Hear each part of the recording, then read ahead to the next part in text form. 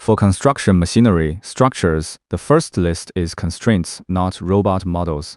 The part here is a long beam with seams running its full length.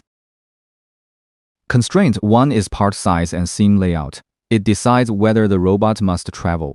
This one is column-mounted and moves itself along the whole beam. The torch runs the length of the seam, so the stroke has to cover it all. The part never flips. The robot does the moving, and that sets the cell layout. Constraint 2 is fixturing. Clamp positions decide where the part lands each time. If that shifts, the program is retaught and the cycle changes with it. Constraint 3 is access. The torch must reach into the web-to-flange corner. Parameters and distortion control are not visible here.